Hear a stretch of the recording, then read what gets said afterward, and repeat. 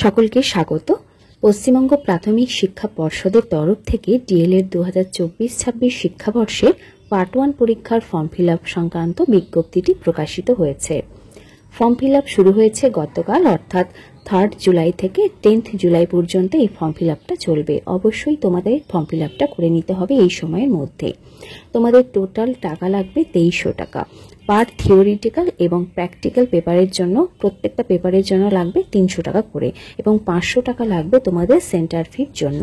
Form fill up করতে হবে ওয়েবসাইটে গিয়ে, যার লিঙ্ক আমি এই ভিডিওটির ডেসক্রিপশন বক্সে দিয়েছি। তোমাদের ফর্ম ফিল আপ করতে লাগবে 11 ডিজিটের রেজিস্ট্রেশন নম্বর, সাথে পাসপোর্ট সাইজের photo, scan signature, valid digital registration certificate, mobile number এবং email address. Form fill up করার আগে কলেজে অবশ্যই যোগাযোগ করে নেবে। কলেজ থেকে যেভাবে বলবে সেটাই ফলো করবে।